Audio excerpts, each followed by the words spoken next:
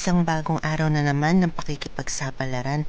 Sa bawat yapak na aking tinatahak, tila ba may lihim ang bawat sulok ng mundong ito. Dito sa lugar na ito, maliit man o malawak, kilala man o hindi, nakatago ang mga kwento ng nakaraan. Mga kwentong bihirang mabanggit at minsan sadyang iniiwasan. Ngunit ngayong araw, tayo ang maglalahad ng mga misteryo. Tayo ang sisilip sa anino ng kasaysayan. Tayo ang tatapak sa landas na bihira, kung hindi man, ayaw tahakin ng iba. Ito ang kwento ng isang lugar na puno ng kagandahan pero may kurot ng kababalagan.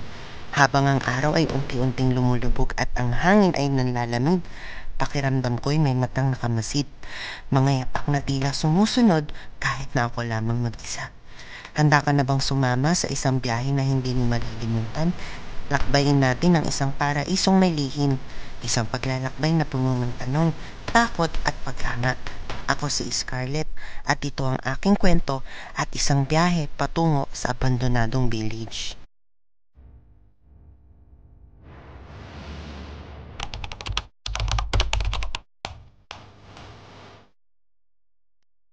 Kinabi na nga kami sa aming paglalakbay, pero tuloy lang para puntahan ang lugar na ito.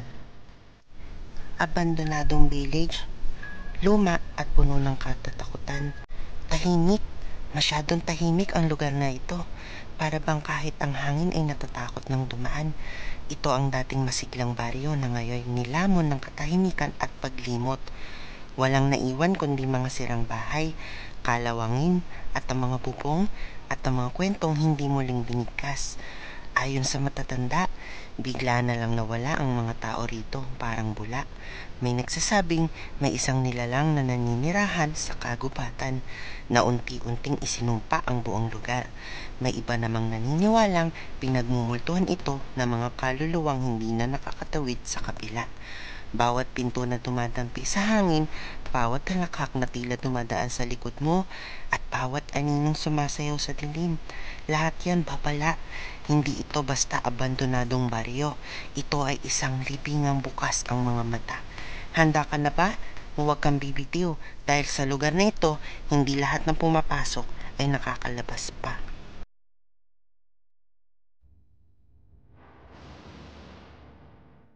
So guys, nandito tayo ngayon sa may entrance ng abandoned village, kung saan hindi natin alam kung anong pinagmulan ng istorya, bakit ito na-abandon na.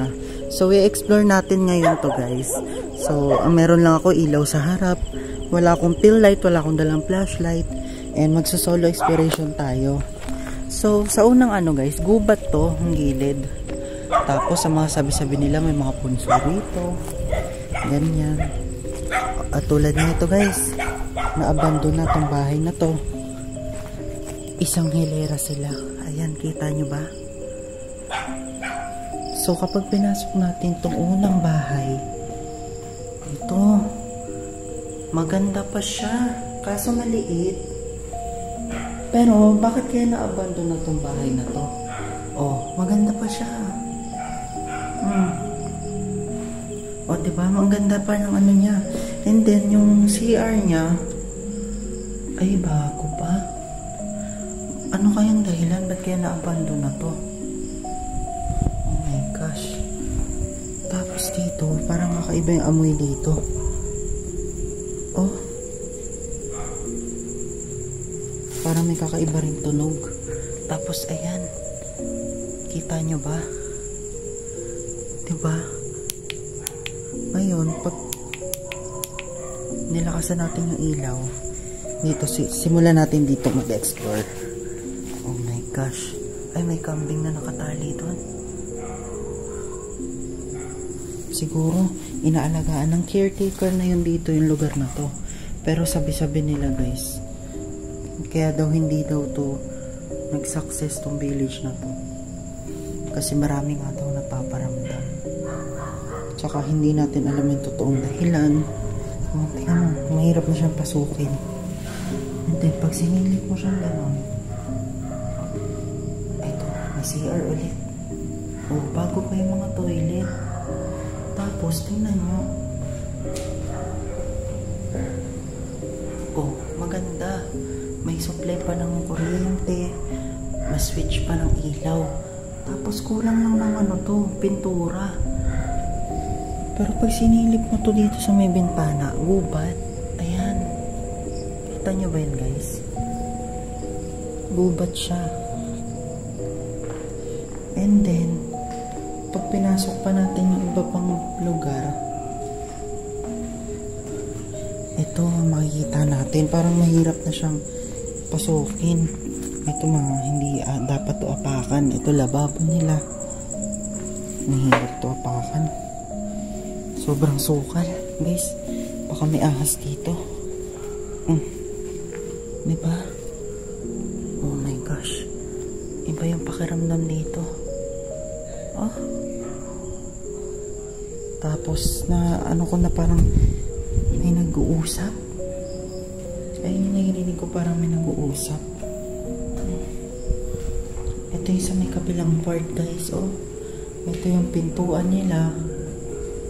Ay, nakakatakot dito. Oh, Diyos ko. Nakakatakot dito.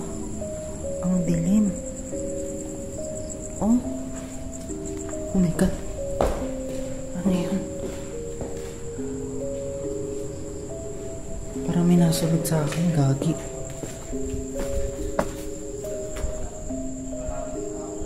Ang creepy. Diyos ko. Narinig nyo yun? Parang may naglalakad. Diyos ko. Papasukin ko pa ba yun doon? Sarado na yung mga pinto, guys, oh. Kaya hindi na natin mapapasok ng bandang dulo. Pero nakakatakot siya kasi puro puno na. And then, kapag pinasok natin tong part na to, yung CR naman niya, sarado. And then, dito ako narinig na may naglalakad, guys. Diyos ko. Dito. Ayan, dyan.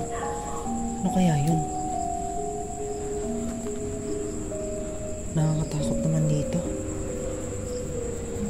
Pero try natin tong ikutin. Ito. Grabe.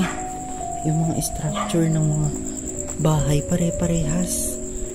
Pero sayang, no? Ang dami nangangailangan ng bahay. Pero ano yan? Sko, ano yung dugo? Ano yan? Oh, diba maganda pa? Ay, ito yung may ano sa may labas. Siguro, nabando na, parang hindi natapos yung ano, guys, yung semento. Kita niya yan? Parang hindi siya natapos. Ayun. Mas maganda pa, parang pinalibutan ng ano, semento. Itong kabila naman, ganun din. Oh, pare-parehas, halos pare-parehas lang din yung bahay na to. Hindi natin alam kung anong dahilan bakit nagkaroon ng problema or ano kayang nangyari dito, bakit kaya inabandon na to. Pero sayang, no? Ano kayang dahilan? Sa dami ng tao na nangangailangan ng bahay, hindi sana na paayos pa to, natirahan pa. Tingnan nyo, kapag dito naman tayo lumusot, guys. Ito, grabe, nakakatakot. Sarado na, oh. May mga gamit pa dyan, kaya kita dito. Kaya yan sarado. Kaya ano, hindi natin alam kung bakit. Pero kung ikaw yung titira dito, guys, tingnan mo. Ito lang kama, kusina. Maliit lang talaga. Siguro mura lang talagang ano dito, pero hindi lang siguro nag-success or may malalim na dahilan bakit naabandon na. Pero kapag bumaba tayo dito, kalsada na siya. Ito, tingnan nyo, oh. Kalsada na hindi natapos. Oh, diba? Oh, ito. Sarado na. Ito puno. Ayan, oh. Oh my gosh. May mga bahay pa doon. Oh, ito mga puno na. Nasa gitna na naman tayo ng kagubatan. Ano yung ilang pirasong bahay ito? 1, 2, 3, 4, 5, 6. Parang may kumatok sa yero. Mahaba din. Pero siguro 10, 20, 30 house nga. 30 bahay nga. Ano yun? Ano yun? Diyos ko.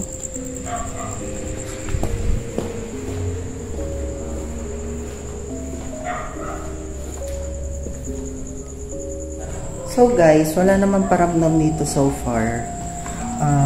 Dito na namin tinatapos yung aming pag-iikot, ang aming exploration dito sa lugar na to. So yun lang masasabi ko, sayang tong mga bahay na tinayo dito. Hindi man lang natirahan, hindi man lang napakinabangan. Hindi natin alam kung anong dahilan, kung bakit ito inabandon at bakit iniwanan. So guys, dito na natatapos ang aming episode dito sa may abandoned village na matatagpuan din dito sa may Batangas. So, keep watching lang and keep subscribe. Thank you. Sa bawat sulok ng mundo, may mga kwento tayong hindi kailanman mauunawaan. Mga kwentong mas piniling manatiling tahimik. Ngayong naranasan na natin ang dilim na lugar na ito, ang tanong, ikaw ba'y naniniwala na sa mga nilalang sa likod ng anino? Maraming salamat sa pagsama sa akin sa isa na namang nakakakilabot na paglalakbay. Huwag mong kalimutang mag-subscribe, mag-like at i-share ang video na ito kung nais mong masilip pa ang mga sekreto ng mundong hindi natin lubos na nauunawaan. Hanggang sa muli at tandaan, hindi lahat ng katahimikan ay kapayapaan. Minsan ito ay babala.